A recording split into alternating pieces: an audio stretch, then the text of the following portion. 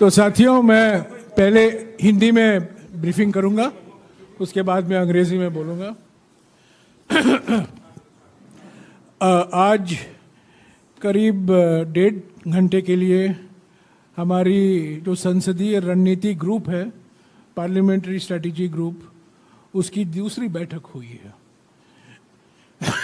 जो 20 तारीख को हमारा मानसून सत्र शुरू होने वाला है, लोकसभा का और राज्यसभा का, उसमें जो विधेयक पेश होने वाले हैं सरकार की ओर से, जो मुद्दे हमें उठाने हैं हमारी विपक्ष की ओर से और ख़ास तौर से कांग्रेस पार्टी की ओर से, उस पर लंबी चर्चा हुई। हमारे लिए 5-6 ऐसे बड़े मुद्दे हैं जिस पर हम ज़रूर चर्चा चाहेंगे, बहस होनी चाहिए, इसकी हम मांग करेंगे लोकसभा में और राज्यसभा में। पहला विषय तो मणिपुर है। इस पर कांग्रेस पार्टी अडिग है, इस पर हम इससे पीछे हटेंगे नहीं। इस पर चर्चा होना ज़रूरी है।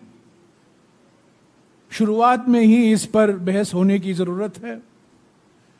इसमें प्रधानमंत्री जी को भी बोलना चाहिए, प्रधानमंत्री की मौजूदगी में ये बहस होनी चाहिए। और प्रधानमंत्री को जो हुआ है मणिपुर में, जो चुनौतियां हैं, सरकार क्या कर रही है, केंद्र सरकार क्या कर रही है, राज्य सरकार क्या कर रही है और करने वाली है, उसको सांसदों को अवगत कराएं, उसकी जानकारी दें, बयान दें, स्पष्टीकरण दें, अपना मौन व्रत तोड़ें। ये हमारी पहली मांग है इस सत्र से। दूसरा बड़ा मुद्दा है रेल सुरक्षा।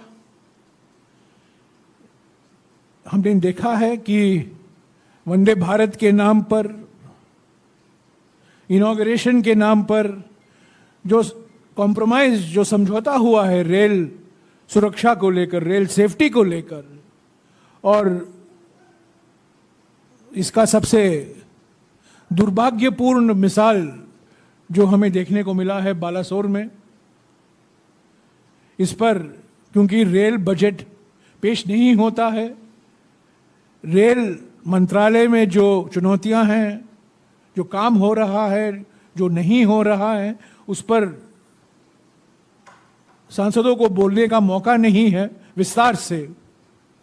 तो हम ज़रूर इस पर चर्चा चाहेंगे जो बालासोर में हुआ है, और ख़ास तौर से रेल सुरक्षा को लेकर सरकार की क्या मंशा है। तीसरा मुद्दा जो संघीय ढांचा पर आक्रमण हो रहा है, प्रत्यक्ष रूप से मोदी सरकार खुद कर रही है यह आक्रमण। कुछ ऐसे मिसाल है जहां जो व्यक्ति उन्होंने नियुक्त किए हैं उनके ओर से यह आक्रमण हो रहा है। यह संविधान का उल्लंघन है।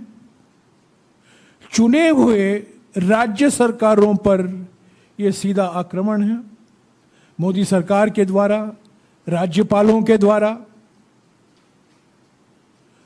कांग्रेस पार्टी हमेशा इसके खिलाफ रही है, इसके खिलाफ लड़ी है, लड़ती रहेगी, संसद के अंदर, संसद के बाहर। और ये मुद्दा हमें बहुत महत्वपूर्ण मुद्दा है जो हम पहले ही उठाएंगे।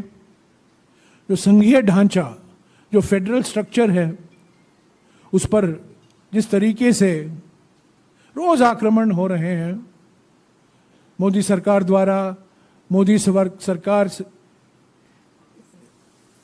के जो नियुक्त किए गए हैं व्यक्ति, राज्यपाल खासतौर से, उनके द्वारा, और जो संवैधानिक संस्थाएं हैं उनकी जो स्वतंत्रता है, उसको खत्म किया जा रहा है, इस पर हम जरूर चर्चा मांगेंगे। चौथा मुद्दा, जीएसटी को लेकर जो अभी अभी जानकारी आई है कि पीएमएलए छोटे व्यापारियों पर भी लागू होगा। ऐसे तो लघु उद्योग पर लागू होता ही है, पर पहली बार हम पढ़ रहे हैं कि पीएमएलए छोटे व्यापारी पर भी लागू होगा। ये हम समझते हैं, ये बिना कोई चर्चा किए हुए, बिना कुछ जानकारी दिए गए हुए, ये अपने आप अपनी मनमर्जी से मोदी सरकार ने यह निर्णय लिया है। ये बहुत दुर्भाग्यपूर्ण है। इस पर हमारी पार्टी की ओर से अभिषेक सिंघवी जी ने बहुत कुछ कहा है 2 दिन पहले, पर यह मुद्दा हम जरूर पार्लियामेंट में उठाएंगे। इन्फ्लेशन को लेकर जो रोजाना की वस्तुएं हैं उस पर उनके जो कीमतें हैं, दाल, चावल, टमाटर, सब्जियां, रसोई गैस तो है ही है, तो जो दावे किए जाते हैं सरकार की ओर से कि मुद्रास्फीति का दर घट रहा है, वो तो अभी तो घट नहीं रहा है, वो तो अब बढ़ रहा है। और न केवल टमाटर इसमें शामिल है, बल्कि और भी आवश्यक वस्तुएं हैं जो सभी परिवारों पर ये बोझ बनकर पड़ा हुआ है। इस पर सरकार की मंशा क्या है, सरकार क्या करने वाली है, क्या करना चाहती है, जरूर कांग्रेस पार्टी इस मुद्दे को उठाएगी। कुछ ऐसे कार्यक्रम हैं जैसे महात्मा गांधी नरेगा है, ग्रामीण विकास के लिए जो कार्यक्रम, जो परियोजनाएं यूपीए के सरकार के समय से लागू हुआ है, उसको कमजोर किया जा रहा है अलग अलग बहानों को लेकर। डिजिटलाइजेशन के बहाने में जिस तरीके से महात्मा गांधी नरेगा को खत्म किया जा रहा है, लोग रोजगार चाह रहे हैं पर रोजगार उनको मिलता नहीं है। ये अजीब सी स्थिति है और ये मुद्दा हम जरूर उठाएंगे। बेटी पढ़ाओ बेटी बचाओ, प्रधानमंत्री कहते रहते हैं, मंत्रिमंडल के मंत्री भी कहते रहते हैं, पर जिस तरीके से एक बीजेपी सांसद पर आरोप लगाए गए हैं, उन पर कोई कार्रवाई नहीं हुई है, जिस तरीके से महिला पहलवानों के साथ दुर्व्यवहार हुआ है दिल्ली पुलिस द्वारा, ये हमारे सारे समाज पर एक कलंक है। और ये मुद्दा भी आज विचार में आया और हम जरूर इसको लोकसभा और राज्यसभा में जरूर उठाएंगे। जेपीसी का मुद्दा पिछले सत्र में भी था, ये सत्र में भी होगा और नई जानकारी आई है मुडानी को लेकर। कल ही हमने देखा है उसका एक मिसाल, धारावी परियोजना। तो जेपीसी की मांग जो हमने की है, क्योंकि जो सवाल हम उठा रहे हैं मुडानी को लेकर, वो कोई विशेषज्ञों की समिति के द्वारा जांच नहीं हो सकती, सुप्रीम कोर्ट की नियुक्त समिति के द्वारा उस पर जांच नहीं हो सकती, सिर्फ जेपीसी ही इस पर जांच कर सकती है। और ये हमारी सारी विपक्ष पार्टियों, कई विपक्ष की पार्टियों की मांग थी और इस सत्र में भी ये मांग रहेगी। और अलग अलग राज्यों से लेकर कुछ मुद्दे हैं। असम में डिलिमिटेशन का मुद्दा है, मध्य प्रदेश में दलितों और आदिवासियों पर अत्याचार का मुद्दा है। ये राज्यों के मुद्दे भी हमारे सांसद उठाते रहेंगे। मैं समझता हूं मैंने आपको जो आज 1.5 घंटे की बैठक में बात हुई है उस पर जो मुद्दे उठे थे उसकी जानकारी मैंने आपको दी है। मैं संक्षिप्त में अंग्रेजी में कहूँगा। Today the Parliamentary Strategy Group had its second meeting for about 90 minutes, and a number of issues that are the number of bills that are likely to come up from the government side and a number of issues that the Congress party and other opposition parties will raise were discussed in some greater detail today. Clearly, the most important issue for us is the situation in Manipur, the Prime Minister's continued silence, the Home Minister's continued ineffectiveness, the complete failure of the state government, the complete divide that exists in Manipur's society. We will certainly demand a discussion in both the Lok Sabha and the Rajya Sabha, and we would like the Prime Minister to take Parliament and the country into confidence on the current situation and the challenges that the country faces in Manipur. The issue of rail safety, a lot of high-profile inaugurations take place, but basic issues of rail safety have got ignored, and the latest reflection of that was the ghastly tragedy in Balasore. We don't have opportunities for a discussion on Indian railways because the rail budget has been discontinued. So we would use this opportunity in this session to raise fundamental issues of rail safety, which have taken a back seat. A third very important issue is the continued assault on the federal structure, on democratically elected state governments and local bodies, the continued attack on the constitutional rights and responsibilities of state governments, of democratically elected state governments, by the Modi government, by its appointees as governors and other posts. This is an issue that the Congress party has always fought against and will continue to raise its voice both in Parliament and outside. Price rise, prices of essential commodities. Till recently, the government was claiming inflation rates are going down, but clearly prices of essential commodities, cooking gas, tomatoes, vegetables, fruits, rice, dal, are placing an intolerable burden on crores and crores of families across the country, and we would demand a discussion on this. The JPC issue on Modani, on the Modi-Adani nexus, no Supreme Court committee can investigate the full dimensions of the Modani scam. Only a JPC can.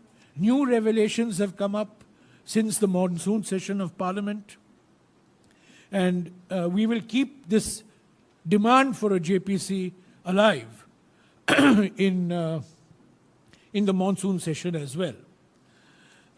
There are issues related to the weakening and the dilution of the powers of constitutional bodies, which the Congress party has raised in earlier sessions, which we will raise. The attacks on female wrestlers, the charges against a BJP MP, which is really a shame, not just to the party, it's a shame on our society. And the continued silence of the Prime Minister. The Prime Minister has an ABC approach to silence. He's silent on Adani, he's silent on Brij Bhushan, he's silent on China. He's silent on all these three issues. Of course, it goes up to M. He's silent on Manipur also. So we would certainly demand a discussion in Parliament, the weakening of Mahatma Gandhi Narega and other welfare programs. One very important issue that has come up in the last 3-4 days is bringing GST under the purview of PMLA, which is going to affect crores and crores of traders across the country, small businesses, micro businesses. And I think Dr. Singhvi has already made our party's position very clear, but we will be raising this in Parliament as well. I think I have dealt with all the issues. Of course, there will be issues related to different states, the delimitation in Assam, the continued atrocities on Dalits and Adivasis in Madhya Pradesh, which I'm sure that our MPs who are concerned with these states would be raising in this session. It's a 17-day session. We will make our maximum effort to raise these issues. As you know, 24 political opposition parties are meeting in Bengaluru on the 17th and 18th, and many of these issues will be taken up collectively also in that meeting. So that's all I wish to say on today's meeting. Thank you.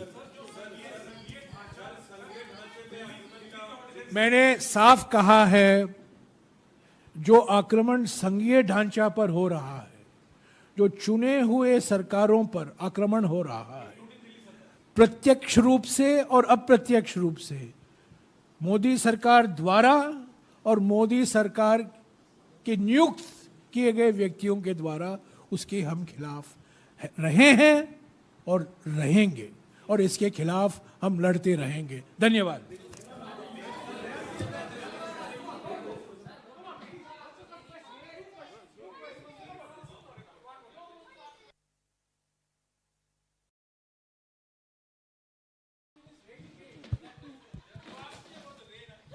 No, Jairam, my question is that, you mentioned in your introductory remark that the meeting also discussed the bills. Also discussed the bills and the other issues. Has the Congress party discussed the Delhi ordinance, because it is coming in this session, and the data protection I bill? don't think you have listened to what I have said in very clear, simple Hindi and English. I have said in Hindi, जो संघीय ढांचा पर आक्रमण हो रहा है प्रत्यक्ष रूप से मोदी सरकार द्वारा, और जो आक्रमण हो रहा है मोदी सरकार के नियुक्त किए गए व्यक्तियों के द्वारा संघीय ढांचा पर, जो चुने हुए राज्य सरकारें हैं उनके संवैधानिक जो भूमिका होनी चाहिए, जो उनकी जिम्मेदारियां हैं, उसके खिलाफ कांग्रेस पार्टी रही है, उसके खिलाफ हम रहेंगे, इसके खिलाफ हम लड़ते रहेंगे, पार्लियामेंट के अंदर, पार्लियामेंट के बाहर. Shall I translate that into English? The Congress party has always fought against the Modi government's assaults on the constitutional rights and responsibilities of democratically elected state governments and local bodies.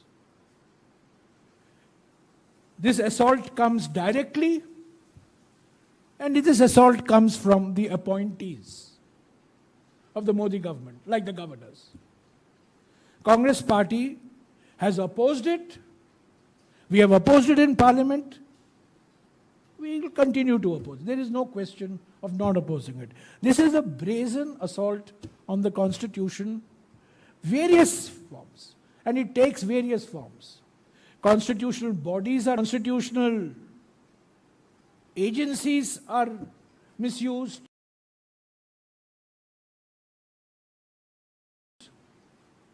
Constitutional bodies are ignored. Let me give you one example. The National Commission on Scheduled Tribes.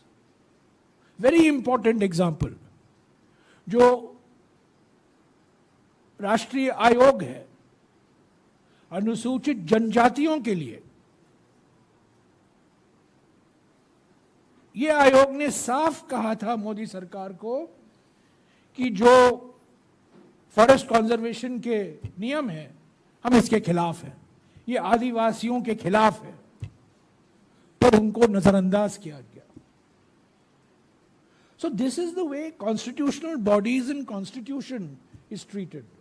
So we will oppose it in parliament, we'll oppose it outside parliament. Okay? Since you're hosting the opposition meet in Bangalore, Don't ask me the same question in a different language. Ask me a different This is an absolutely different question. This is an absolutely different question. Since you're hosting this meet, do you expect Aam Aadmi Party to join? Is Aam Aadmi Party part of the 24 parties that will be attending the Bangalore meet? And I'm asking you because you're the host. As far as I know, Aam Aadmi Party is one of the 24 coming to Bangalore. As far as I know. Jairam sir, आज की जो बैठक हुई है strategy group की, उसमें क्या ये ऑर्डिनेंस के मसले पे डिस्कशन हुआ? जो मैंने कहा है बार बार मैं दोहराऊंगा, आप बार बार पूछते रहिए, मैं बार बार वही आपको जवाब देते रहूंगा। मैंने आपको कहा, साफ कहा है, मैंने साफ कहा है, जो मुझे कहना है कह दिया है। मैंने आपको कहा है जो आक्रमण हो रहा है चुने हुए राज्य सरकारों के संवैधानिक हकों और अधिकारों पर, उसके खिलाफ कांग्रेस पार्टी हमेशा रही है और हमेशा रहेगी। इसका अभी मुझे फुटनोट देना, डबल फुटनोट देना, आप मुझे क्या, मैंने आपको जो कुछ कहना है मैंने आपको कह दिया।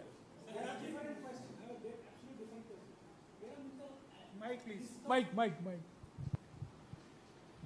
In the list of bills which the government has, Man who never comes to the press conference is asking the maximum number of questions. this is going on live, so please.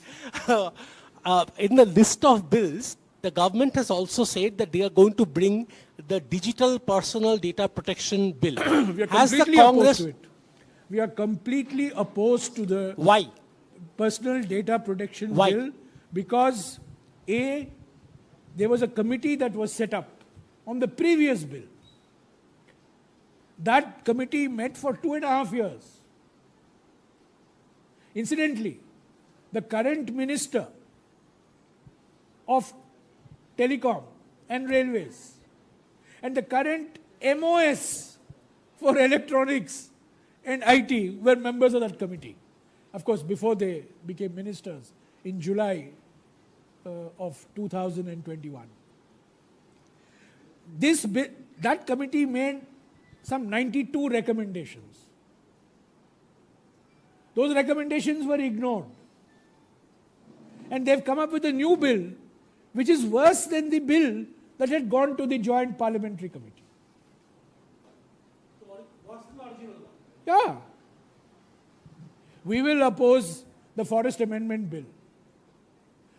The government deliberately bypassed the standing committee and went to a joint committee. We will oppose the bill. We will oppose the Biological Diversity Act Amendment Bill. Okay? Jairam ji, ये आपने rail मंत्री के इस्तीफे की मांग क्या छोड़ दी है? हम मांग करते रहेंगे। क्या वॉकआउट करेंगे? जीवित है, मांग जीवित है। ये क्या उनका वॉकआउट करेंगे? नहीं, जैसे मांग UPA है, मांग करते हैं, हमने किया है, 3 बार हमने किया है और अभी भी करेंगे। जब सत्र शुरू होगा उनसे बयान मांगेंगे, स्पष्टीकरण मांगेंगे, इस्तीफा मांगेंगे, न केवल रेल मंत्री का बल्कि गृह मंत्री का भी, मणिपुर को लेकर। यार अभी आज के बैठक के बारे में पूछो प्लीज, एक विषय उसके बारे में अलग से बोल। बैठक होगी और 17 तारीख को मैं वहीं ब्रीफिंग कर रहा हूं, ठीक है? इसके में आज कोई बैठक नहीं, आज कोई चर्चा नहीं है। हाँ ठीक, तो मैं क्या करूं?